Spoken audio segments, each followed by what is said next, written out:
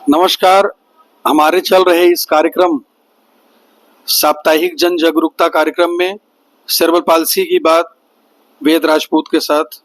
इस कार्यक्रम में मैं वेद राजपूत, डायरेक्टर वेद फाउंडेशन, आप सभी का हार्दिक स्वागत एवं अभिनंदन करता हूं जो इस कार्यक्रम से हमारे जुड़े हुए हैं। इस कार्यक्रम का जो प्रमुख विषय है वह यह है कि सेरेब्रल पाल्सी की समस्या में फिजियोथेरेपी का क्या योगदान है, फिजियोथेरेपी कितना महत्वपूर्ण है और जिन बच्चों को सेरेब्रल पाल्सी की समस्या होती है उसमें फिजियोथेरेपी के साथ साथ अन्य किन चिकित्सीय परामर्श की हमें आवश्यकता पड़ती है, अन्य किस चिकित्सीय उपकरण की या फिर किसी ऐसी चीजों की आवश्यकता पड़ती है जो हमें सेरेब्रल पाल्सी के बच्चों को ठीक करने के लिए आवश्यक हो जाती है। हम इन सारे विषय पे आप सभी से कल से ही चर्चा कर रहे हैं। आप सभी के साथ हम चर्चा में बने हुए हैं।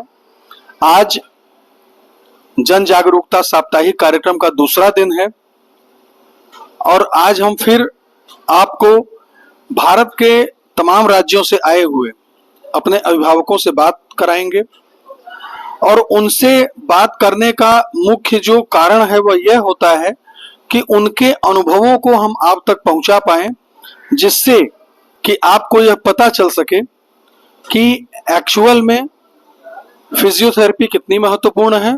बच्चे को सेरेब्रल पाल्सी यदि हो तो हम कैसे पहचान सकते हैं और सेरेब्रल पाल्सी की समस्या में हमें किन किन उपायों का पालन करना है, किन किन क्षेत्रों में जाके हमें इसका इलाज ढूंढना है और ऐसे बच्चे समाज की मुख्य धारा में स्वयं को आत्मनिर्भर बना के कैसे अपने आप को जोड़ें, इस विषय में हमारा पूरा का पूरा यह कार्यक्रम केंद्रित है। तो चलिए आज चलते हैं अपने जन जागरूकता साप्ताहिक कार्यक्रम सेरेब्रल पाल्सी की बात वेद राजपूत के साथ कि दूसरे दिन के सफर में और आपको मिलवाते हैं हमारे तमाम उन अभिभावकों से जो भारत के तमाम राज्यों से आके यहाँ पे बच्चों की फिजियोथेरेपी करा रहे हैं और उनको आत्मनिर्भर बनाने का प्रयास कर रहे हैं। सेरेब्रल पाल्सी की जो समस्याएं इन बच्चों में आती हैं उससे सबसे ज्यादा अगर कुछ प्रभावित होता है तो इनका मोटर कौशल का जो विकास होता है वह प्रभावित होता है। मोटर कौशल के विकास में हम अगर बात करते हैं तो उसमें बच्चों का बैठना, उठना, खड़े होना, खड़े होकर चलना और हाथों से काम करना, ये सब चीजें ज्यादा प्रभावित होती हैं, जिसमें फिजियोथेरेपी का एक अहम रोल होता है। मैंने कल भी बताया था कि बाकी जो अन्य समस्याएं हैं उसके लिए तमाम प्रकार की दवाइयां या फिर डॉक्टर्स अवेलेबल होते हैं, परंतु यदि मोटर कौशल को डेवलप करने की बात की जाए या मोटर कौशल की समस्या की बात की जाए तो इसको ठीक करने के लिए केवल और केवल फिजियोथेरेपी ही एक महत्वपूर्ण भूमिका में रहता है। हम बात करेंगे अपने एक अभिभावक से और जानेंगे उनके अनुभव के बारे में। सबसे पहले आप अपना नाम बताइए, आप कहाँ से हैं और इसके बाद आपके बच्चे में कैसे आपको पता चला कि सीपी थी और इनको क्या क्या प्रॉब्लम थी।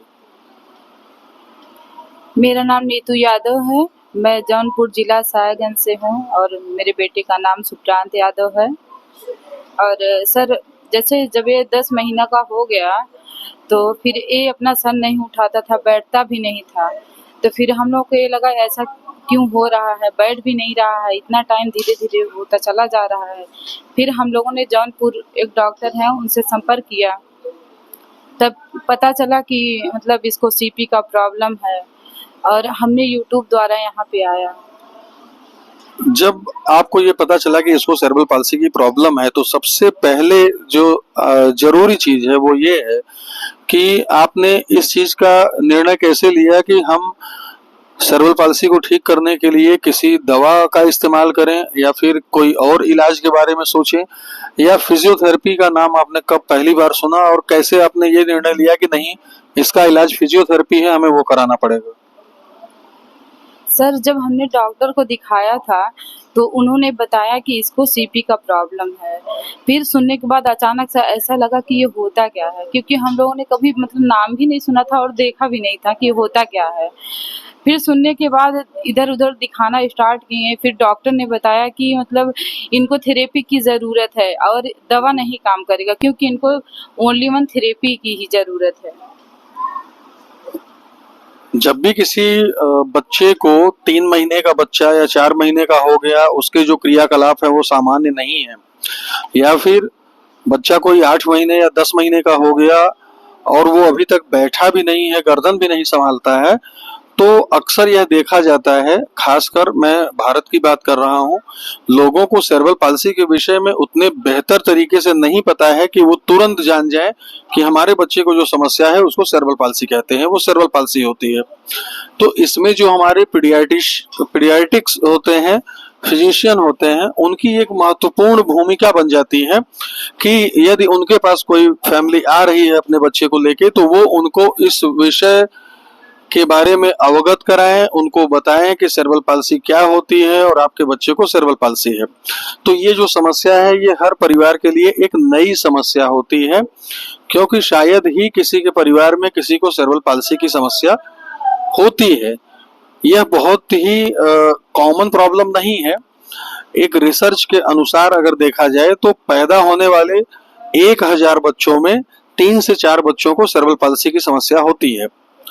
इसलिए दूर दराज तक लोगों को ये नहीं पता होता उनके रिलेशन में भी कि सीपी क्या होती है।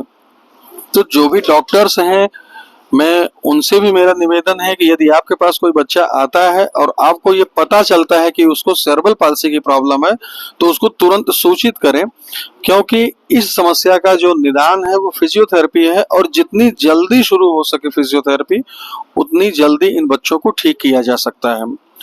और दूसरी महत्वपूर्ण बात यह कि जब भी हम किसी बच्चे को यह बताते हैं कि इसका इलाज थेरेपी है, आप थेरेपी जाके कराइए, तो उसमें अभिभावक की कोई गलती नहीं होती है। वो उनका यह फैसला होता है कि थेरेपी का मतलब फिजियोथेरेपिस्ट हमारे बच्चे की थेरेपी कराएगा, तो वो भी किसी भी फिजियोथेरेपिस्ट के पास जाके अपने बच्चे की थेरेपी शुरू कर देते हैं। पर यह जो सेरेब्रल पाल्सी का क्षेत्र है, यह बहुत ही व्यापक क्षेत्र है और इसमें प्रॉपर 1 साल या 1.5 साल की ट्रेनिंग की आवश्यकता पड़ती है। उसके बाद ही कोई भी फिजियोथेरेपिस्ट इस विधा में पारंगत होकर ऐसे बच्चों की थेरेपी कराने के लिए सक्षम बन पाता है। तो यहाँ पे एक चीज यह भी मेंशन करना आवश्यक है उन फैमिलीज से, उन माता पिता से, कि आपके बच्चे को सेरेब्रल पाल्सी की प्रॉब्लम है और आप अपने बच्चे का इलाज फिजियोथेरेपी के माध्यम से किसी ऐसे सेंटर से कराएं जहां पे पहले से ही इस तरह के बच्चे उपलब्ध हों, उनका इलाज चल रहा हो, या किसी ऐसे थेरेपिस्ट से कराएं जो इस क्षेत्र के स्पेशलिस्ट हों। क्योंकि जब भी हमें कोई विशेष प्रकार की दिक्कत होती है तो हम विशेष प्रकार के डॉक्टरों के पास जाते हैं। न्यूरो के लिए हम न्यूरो डॉक्टर के पास जाते हैं, हड्डी में कोई समस्या है तो ऑर्थोपेडिक के पास जाते हैं, पेट की दिक्कत के लिए गैस्ट्रो के पास जाते हैं, दांत में कोई दिक्कत है तो उसके लिए डेंटिस्ट्री डिपार्टमेंट ही पूरा अलग से बना हुआ है, आंख की दिक्कत है तो उसके लिए ऑप्थेल्मोलॉजिस्ट अलग से होते हैं। उसी प्रकार से सेरेब्रल पाल्सी के लिए एक अलग से क्षेत्र है, एक अलग से डिपार्टमेंट है, अलग से थेरेपिस्ट होते हैं। जो भी जनरल थेरेपिस्ट हैं उनके क्षेत्र में यह समस्या नहीं आती है। और उनसे भी निवेदन है कि अगर आपके पास कोई बच्चा आता है और आपके पास पूर्ण रूप से जानकारी सेरेब्रल पाल्सी की नहीं है कि उसकी चिकित्सा पद्धति क्या होनी चाहिए, कैसे हमें उसका इलाज करना चाहिए, तो प्लीज आप या तो संपर्क करें ऐसे थेरेपिस्टों से जो इस क्षेत्र में पहले से कार्यरत हैं, कार्य कर रहे हैं, या तो इस विषय में पहले अपने आप को मैच्योरिटी के साथ परिपक्व बनाएं कि हमें कैसे इन बच्चों को ट्रीट करना है। वेद फाउंडेशन में आने के पहले आपके बच्चे में क्या क्या समस्याएं थी? सर ये केवल लेटा रहता था। जब हम यहाँ पे लेके आए थे तो ये बैठता नहीं था, लेटा रहता था। और अभी हमको आए हुए 1 साल हो गया है, अभी ये बैठने लगा है और घोड़ा बन के चलने लगा है। स्टिक से भी थोड़ा बहुत चलना स्टार्ट कर दिया है और खड़ा होना स्टार्ट कर दिया। यहाँ पे मतलब अच्छा रिजल्ट मिला है हमको। यदि किसी बच्चे में, कोई बच्चा सेंटर पे आता है और पेरेंट्स का ये कहना है कि हमारा बच्चा सिर्फ लेटा रहता है, गर्दन नहीं संभालता, बैठ नहीं पाता। हम अगर वहां से काम करना शुरू करते हैं और 1 साल के अंदर अगर वो बच्चा गर्दन संभालना सीख जाता है, बैठना सीख जाता है, घोड़ा बनना और घोड़ा बन के चलना सीख जाता है। ये घोड़ा बन के चलता है, जी सर, अब चलने लगा। घोड़ा बनना और घोड़ा बन के चलना सीख जाता है, खड़े होना और किसी सहारे से खड़े होकर चलना सीख जाता है। तो यह अपने आप में अविश्वसनीय परिणाम कहा जाएगा सेरेब्रल पाल्सी में, क्योंकि इन सब चीजों को लाने के लिए अक्सर कई साल लग जाते हैं, तब जाके ये चीजें आती हैं। 2 साल 3 साल लग जाते हैं। लेकिन जैसा कि मैंने पहले ही बताया कि फिजियोथेरेपी की नवीनतम प्रबंधनों को यूज करते हुए, इस्तेमाल करते हुए यहाँ पे प्रत्येक बच्चों की थेरेपी कराई जाती है, जिससे कि जो उनका मोटर कौशल है वो बहुत ही तीव्र गति से होता है। और हमारे यहाँ जो पेरेंट्स हैं उनको भी ट्रेंड किया जाता है उनके बच्चों की थेरेपी के लिए। पेरेंट्स की भी ट्रेनिंग होती है और थेरेपिस्टों की भी समय समय पे ट्रेनिंग होती है कि कैसे आप अपडेटेड थेरेपी को इम्प्लीमेंट करें आने वाले बच्चों में। उसका यह परिणाम है कि जो चीजें 6 महीने साल भर में होनी है वो 2 महीने 3 महीने में, और जो चीजें 2 साल 2.5 साल जिस चीज में वक्त लगता है वो हमें 1 साल में वो मोटर माइलस्टोन सभी के सहयोग से, जितने भी स्टाफ हैं सबके साथ मिलकर काम करने से वो बच्चों में मोटर कौशल दिख जाता है। सेंटर के बारे में या यहाँ की जो थेरेपी की जो प्रक्रिया है, जो तरीका है, या जो यहाँ का वातावरण है और यहाँ पे जो एटमॉस्फेयर है उसके बारे में आपकी क्या राय है और लोगों से क्या कहना चाहती हैं? हम सभी लोगों से यही कहना चाहते हैं, अगर जिसके भी बच्चे ऐसे हों, एक बार ज़रूर आए वेद एडवांस फिजियोथेरेपी सेंटर पे, ज़रूर से ज़रूर आके यहाँ पे अपने बच्चों की थेरेपी करवाएं। और यहाँ के थेरेपिस्ट बहुत ही अच्छे हैं, अच्छे से थेरेपी करते हैं और सभी बच्चों का बहुत ध्यान देते हैं। जब भी किसी बच्चे को सेरेब्रल पाल्सी की प्रॉब्लम हो तो ध्यान देना है कि एकमात्र विकल्प है फिजियोथेरेपी। फिजियोथेरेपी समय से शुरू कराएं, जिससे कि आपके बच्चे का मोटर कौशल का विकास तीव्र गति से हो और वह आत्मनिर्भर बन के समाज की मुख्य धारा से जुड़ सके। अभिभावकों से बात करने के इसी क्रम को आगे बढ़ाते हुए अब हम बात करेंगे अपने एक नए अभिभावक से, जानेंगे उनके अनुभवों के बारे में। और जब भी किसी पेरेंट्स से हम बात करते हैं तो हमारा यह प्रयास होता है कि उनका जो अनुभव है या जो उनकी बातें हैं वो एक नए सोच को, या फिर जो एक समस्याएं इन बच्चों में पाई जाती हैं, किसी नई समस्या का निराकरण उन्होंने कैसे किया, इसके बारे में हम लोगों को अवगत करा सकें। अभी तक हम बात कर रहे थे कि यदि किसी बच्चे में गर्दन नहीं संभाल पा रहा है, बैठ नहीं पा रहा है, या फिर उस बच्चे को चलने में कोई दिक्कत है, तो उसमें हमारी फिजियोथेरेपी का क्या रोल रहेगा, या जब बच्चों में ये दिक्कतें आती हैं तो पेरेंट्स की क्या सोच होती है।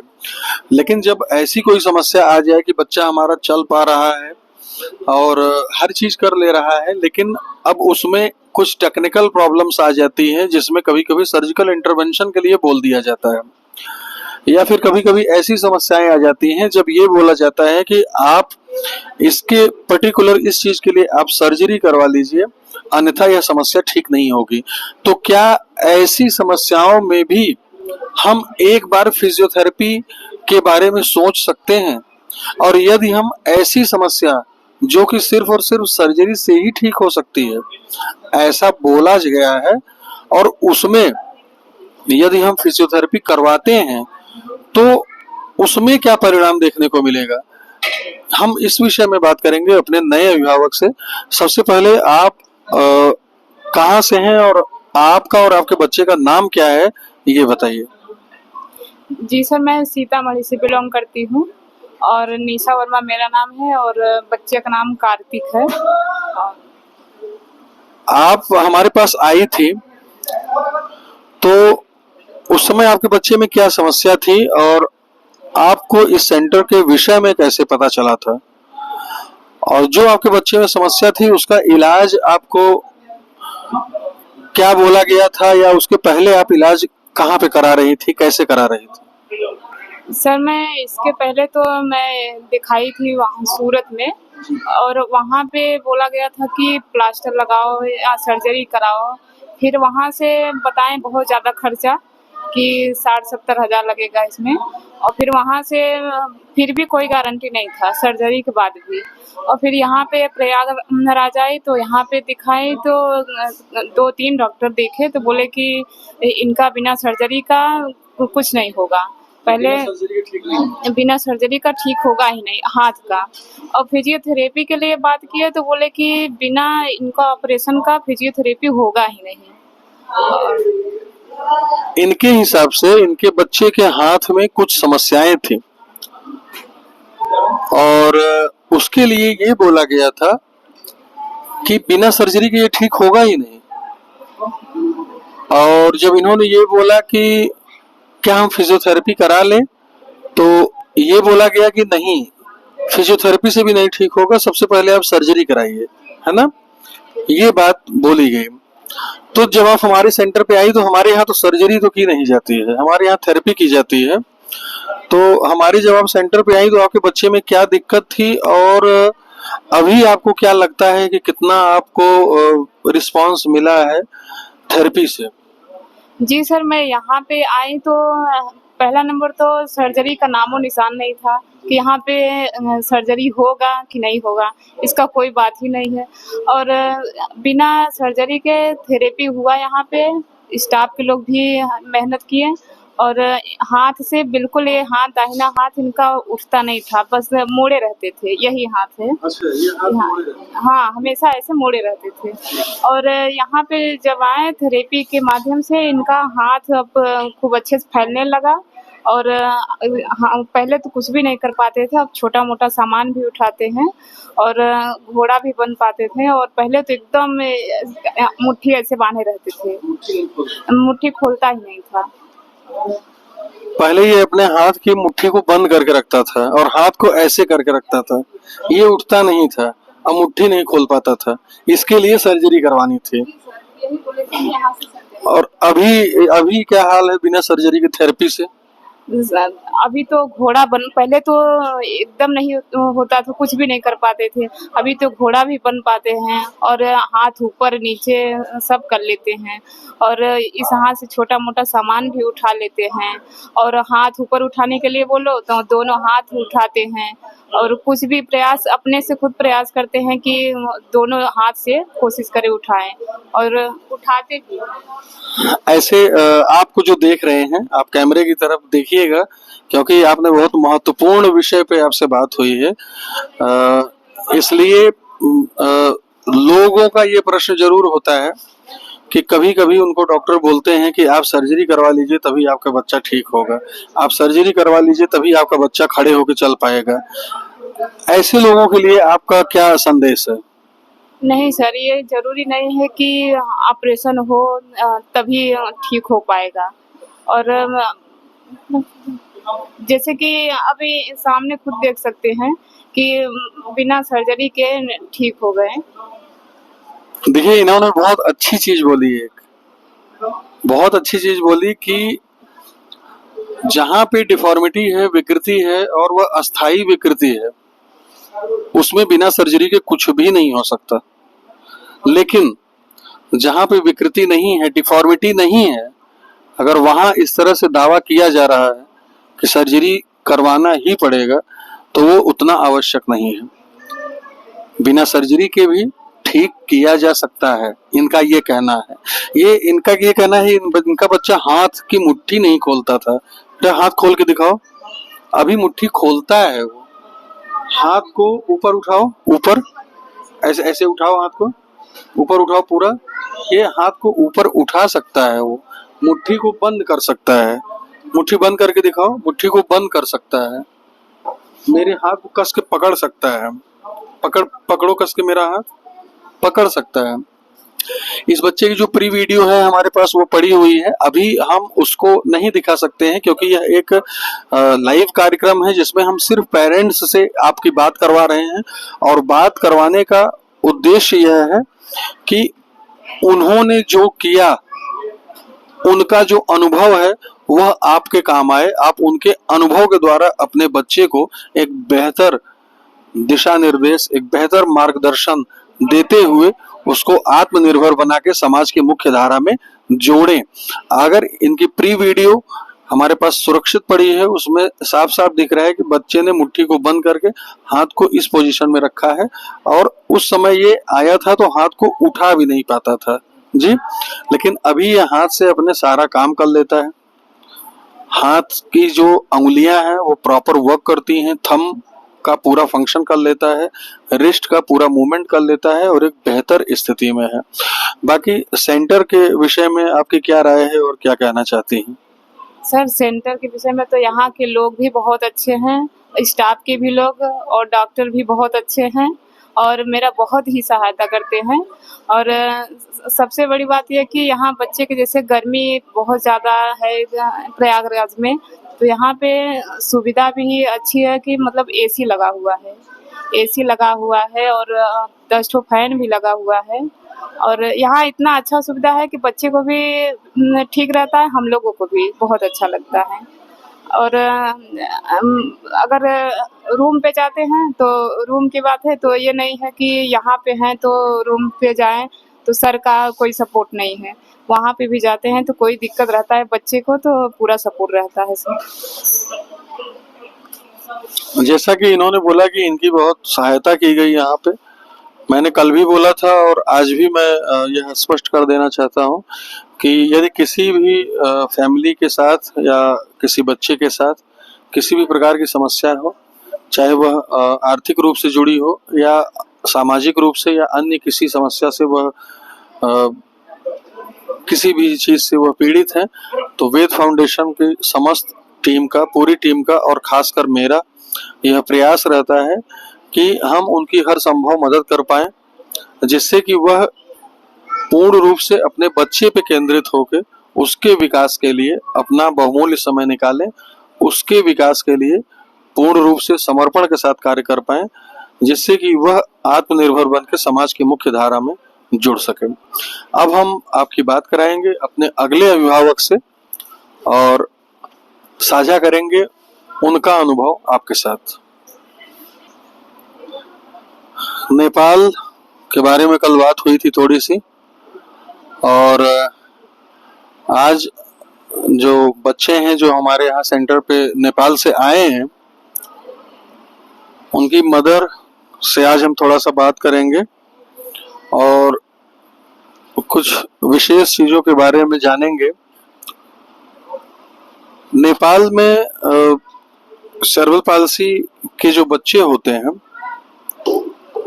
आपने ऐसा भी देखा है कि वो थेरेपी करा के जब बड़े होते हैं तो वो ठीक ठाक होके, जिनमें कम समस्याएं हैं, वो चलना फिरना शुरू कर देते हैं, चलने फिरने लगते हैं, या थेरेपी के अभाव में वो नहीं चल फिर पाते, व्हील चेयर पे आ जाते हैं? कोही कोही बच्चाहरू थेरापी ज्यादा गरेको बच्चाहरू चाहिँ हिँड्न सक्ता है, टोटली नर्मल बच्चाको जसरी हिँड्न नै सक्दैनन्, तर चाहिँ थेरापीले चाहिँ धेरै राम्रो भएको छ। नहीं, जैसे आपके यहाँ फिजियोथेरेपी की जैसे कल बात हुई थी प्रतिमा जी से, तो उन्होंने बताया था कि वहाँ पे सेरेब्रल पाल्सी के लिए कोई विशेष फिजियोथेरेपी की सुविधा तो नहीं है, तो वहां से यहाँ इंडिया आके थेरेपी कराने के लिए लोग इस विषय में सोचते हैं कि हम वहां पे चल के थेरेपी अपने बच्चे की कराएं? धेरै जसो उहाँको के अरे मानिसहरूलाई यहाँको बारेमा थाहा छैन, कुनै कुनैले युट्युब च्यानल मार्फत चाहिँ यो के अरे वेद फाउन्डेसनको बारेमा हेरेर जसरी हामी आयौँ त्यसरी कुनै कुनै पढे लेखेका शिक्षित मानिसहरूले मात्रै जानेका छन्, तर गाउँ गाउँमा बस्ने के अरे अनपढ मानिसहरूले चाहिँ थाहा छैन, उनीहरूलाई थेरापी गरेर हुन्छ यो चाहिँ हुँदैन भन्ने कुरा, अनि गरिबीको कारणले पनि उनीहरू पछाडि परेका छन्। आपके नेपाल के जो लोग हैं मैंने कल इंटरव्यू हुआ था तो मैंने एक बात बोली थी कि इन बच्चों की थेरेपी जितनी कम से कम उम्र में शुरू कराई जाए उतना बेहतर परिणाम हमें देखने को मिलता है। तो आप उन लोगों से मतलब ये यहाँ पे आके आप थेरेपी करा रही हैं और आपको यह भी पता है कि कितना खर्च आता है या कैसे किया जाता है, तो क्या आपको लगता है कि इंडिया में आके थेरेपी कराना इतना भी ज्यादा महंगा नहीं है कि जितना हम सोचते हैं? यहाँ थेरापी गराउनलाई त्यति महँगो छैन। जहाँ नेपालमा भन्दा यहाँ मलाई नेपाल र यहाँ चाहिँ ठिकै लाग्यो। तर आउन जानको लागि अलि समस्या, पैसाको लागि चाहिँ जोड्न पर्छ। तर वहाँको भन्दा यहाँ नै सस्तो र राम्रो पनि गुणस्तरीय पनि छ। अच्छा, इनकी जो भाषा है वो पूर्ण रूप से नेपाल का अपना खुद का भाषा है, तो मेरे ख्याल से जो नेपाल के लोग हमको देखेंगे वो बेहतर समझ पाएंगे कि इन्होंने क्या बोला, और ज्यादातर मैसेज उन्हीं लोगों के लिए इनका है। नेपाल के जो आपके लोग हैं जो नेपाल में रहते हैं, जिनके बच्चों को सेरेब्रल पाल्सी की प्रॉब्लम है, अगर उनको यहाँ पे आगे थेरेपी करानी हो तो उनको कैसे यहाँ पे आना पड़ेगा, कैसे बात करना पड़ेगा, और यहाँ आने के बाद उनके लिए क्या व्यवस्थाएं होंगी, एक बार ये जरूर आप बता दीजिए कैमरे में देख के। जुन पनि नेपालमा भएका सेरेब्रल पाल्सी भएका अथवा मस्तिष्क पक्षघात भएका मानिसहरू हुनुहुन्छ, उहाँहरू चाहिँ अवश्य पनि वेद फाउन्डेसनमा आउनुहोस्। किनभने नेपालमा चाहिँ यस किसिमको विशेष किसिमको चाहिँ थेरापी चाहिँ छैन। जनरल थेरापी मात्रै हुन्छ वहाँ। यहाँ चाहिँ बच्चाको स्थिति हेरेर कुन बच्चालाई कस्तो किसिमको थेरापी दिने भनेर स्पेसल सिपीको बच्चालाई मात्रै यहाँ चाहिँ थेरापी हुने हुँदाखेरि यहाँ आएर चाहिँ जसले थेरापी गराउनुहुन्छ उहाँले चाहिँ पूर्ण लाभ पाउनुहुन्छ भन्ने मलाई पूर्ण आशा छ। अनि के अरे यहाँ आउनको लागि पनि त्यति साह्रै समस्या छैन। के अरे इन्डियामा आएर ट्रेनबाट आउन पनि मिल्ने रहेछ। अनि त्यस पछाडि आफ्नो साधन केही भए पनि ल्याउन मिल्छ। अनि के अरे यहाँ आएर थेरापी गराउनु भयो भने आउनलाई खासै त्यस्तो समस्या पनि भएन। हामी सजिलै आयौँ। उहाँहरूको कोअपरेसन एकदम राम्रो छ, मिलनसार, सहयोगी, उहाँहरू एकदम हेल्पफुल पनि हुनुहुन्छ। यहाँको थेरापिस्टहरू, यहाँको डक्टर्सहरू एकदमै मलाई राम्रो लाग्यो। यहाँ आएर चाहिँ तपाईँले चाहिँ आफ्नो बच्चालाई देखाएर पूर्ण लाभ लिनलाई चाहिँ म चाहिँ अनुरोध गर्दछु। जो चाहिँ मस्तिष्क पक्षघात समस्याले ग्रसित हुनुहुन्छ उहाँहरू नै यो वेद फाउन्डेसनमा आएर पूर्ण लाभ लिनुहोला र आफ्नो भोलिको चाहिँ दिनहरू चाहिँ सुनिश्चित गर्नलाई चाहिँ म अनुरोध गर्दछु। Thank you so much, thank you. और जो भी हमें देख रहे हैं नेपाल से हमारे दर्शक या ऐसे लोग जो कि नेपाल से यहाँ पे इंडिया में रहते हैं, जिनके बच्चों को सेरेब्रल पाल्सी की प्रॉब्लम है, आप सभी से रिक्वेस्ट है, जैसा कि इन्होंने बताया होगा सेंटर के बारे में, यहाँ के काम के बारे में, और यहाँ पे आप कैसे आ सकते हैं, आने के बाद कैसे आप यहाँ पे रहेंगे, थेरेपी कराएंगे, उसके विषय में आप सभी का वेद फाउंडेशन स्वागत करती है। और स्क्रीन पे नंबर दिया गया है। यदि आपके बच्चे में किसी भी प्रकार की सेरेब्रल पाल्सी की प्रॉब्लम है तो सर्वप्रथम आप अपने बच्चे की एक वीडियो बना के दिए गए नंबर पे व्हाट्सएप करिए। यदि हमें लगेगा कि हाँ आपके बच्चे में हम कुछ सकारात्मक परिणाम दे सकते हैं तो निश्चित तौर पे आपको हम यहाँ पे बुलाएंगे और प्रयास करेंगे कि एक सकारात्मक परिणाम हम आपके बच्चे में दे पाएं, जिससे कि वह आत्मनिर्भर बन सके। अब हम अपनी इसी कड़ी को आगे बढ़ाएंगे और बात करेंगे अपने अगले अभिभावक से। वेद फाउंडेशन में जो बच्चे आते हैं थेरेपी के लिए,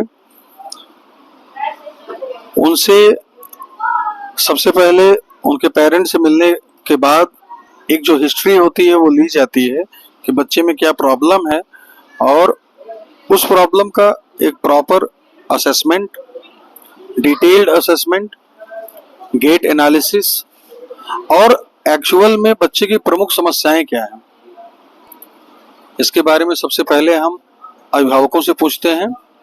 और फिर स्वयं से उसका एक असेसमेंट करते हैं और जो उनकी प्रमुख समस्या है हम पूर्ण रूप से केंद्रित होकर उस पर कार्य करना शुरू करते हैं।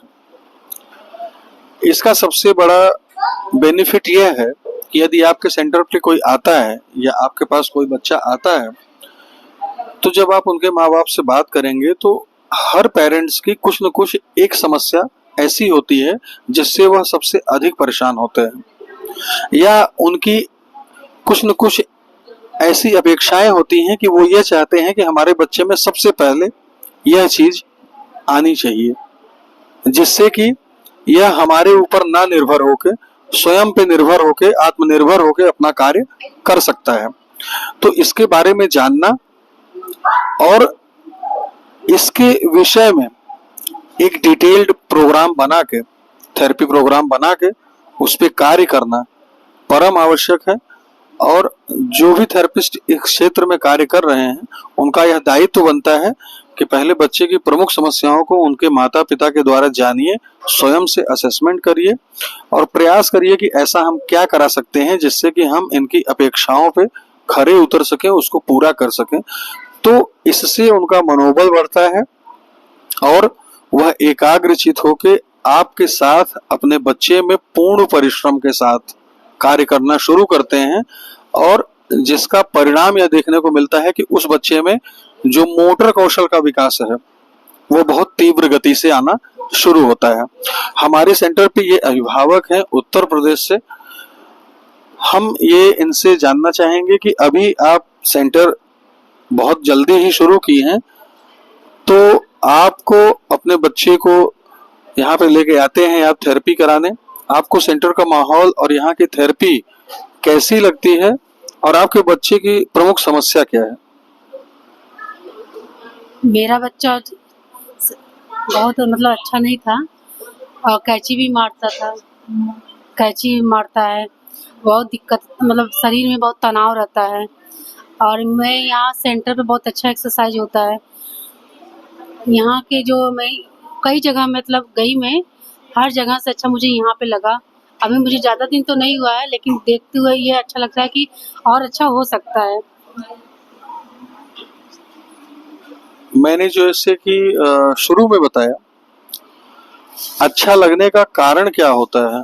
अगर सभी लोग यह कह रहे हैं कि यहाँ पे अच्छे ढंग से होता है, अच्छे ढंग से कराया जाता है, तो उसके पीछे का केवल एक ही कारण है। जब भी कोई भी पेरेंट्स हमारे सेंटर पे आते हैं तो हमारा यह उद्देश्य होता है कि सबसे पहले हम बच्चे की प्रमुख समस्या के बारे में जानें और उनकी प्रमुख समस्या के विषय में हम उनसे बात करें, पूछें और हमें जब यह पता चलता है कि इसकी जो मुख्य समस्या है वह इस तरह की है और बच्चे में इस तरह की समस्याएं लगभग जितने भी सेरेब्रल पाल्सी के बच्चे हैं दुनिया भर में, यदि समस्याओं की बात की जाए तो एक चीज जो शायद सभी को नहीं पता होगी, दुनिया का कोई भी दो बच्चा जिनको सेरेब्रल पाल्सी की प्रॉब्लम हो कभी भी उनकी समस्याएं आपस में मिलती जुलती नहीं दिखती हैं। जितने भी बच्चे हैं, 25 लाख बच्चे हों या 30 लाख बच्चे हों, हर बच्चे की समस्या अलग अलग होती है। कभी भी दो बच्चों की समस्याओं को हम आपस में मिला के नहीं देख सकते हैं, सबकी समस्याएं अलग अलग होती हैं। इसलिए जब हम असेसमेंट करेंगे तो सबका थेरेपी प्रोग्राम अलग अलग रहेगा, सबका जो भी थेरेपी के अंतर्गत आने वाली एक्टिविटीज हैं वो अलग अलग रहेंगी। तो सेरेब्रल पाल्सी में ये कभी नहीं सोचना चाहिए कि कोई एक विशेष प्रकार की कसरत है और वही सब बच्चों में करा देने से सारे बच्चे ठीक हो सकते हैं। ऐसा बिल्कुल नहीं है। हर बच्चे का थेरेपी प्रोग्राम अलग होता है, हर बच्चे की समस्या अलग होती है और हर बच्चे को आत्मनिर्भर बनाने के लिए हमें विशेष तौर पे एक थेरेपी का प्रोग्राम तैयार करना पड़ता है और हम उसी को उस बच्चे के साथ करा सकते हैं। जन जागरूकता साप्ताहिक कार्यक्रम सेरेब्रल पाल्सी की बात वेद राजपूत के साथ, इसका आज दूसरा दिन, जहां हमने बात की अपने तमाम अभिभावकों से, उनके अनुभवों को साझा किया नई नई जानकारियां आप लोगों तक पहुंचाई गई कि सेरेब्रल पाल्सी की समस्या में क्या क्या दिक्कतें देखने को मिलती हैं और उनमें फिजियोथेरेपी प्रबंधन का कितना महत्वपूर्ण योगदान है। फिजियोथेरेपी के अलावा और क्या क्या ऐसी चीजें हैं जिनके विषय में जरूरी है बात करना, जरूरी है उनको बच्चों में लागू करना। कल हमारा यह सफर जारी रहेगा। कल केंद्र से सीधे प्रसारण होगा शाम को 5 बजे जन जागरूकता साप्ताहिक कार्यक्रम सेरेब्रल पाल्सी की बात वेद राजपूत के साथ कार्यक्रम में। कल हम बात करेंगे सेंटर के सभी थेरेपिस्टों से और जानेंगे सेरेब्रल पाल्सी के विषय में, अलग अलग विषयों में अलग अलग परामर्श और जो हमारे एक्सपर्ट हैं उनकी सलाह आप तक पहुंचाएंगे। और सेरेब्रल पाल्सी में किन किन समस्याओं को प्रमुखता से लिया जाना चाहिए और उन समस्याओं का निराकरण और नवीनतम प्रबंधन क्या होना चाहिए, इसके बारे में हम सभी थेरेपिस्टों से बात करेंगे। और मैं स्वयं आपको यह बताऊंगा कि कैसे हम इन बच्चों को ठीक करके समाज की मुख्य धारा में जोड़ के इनको आत्मनिर्भर बना सकते हैं। तो कल मिलते हैं अपनी इसी विषय के साथ। तब तक के लिए नमस्कार, धन्यवाद।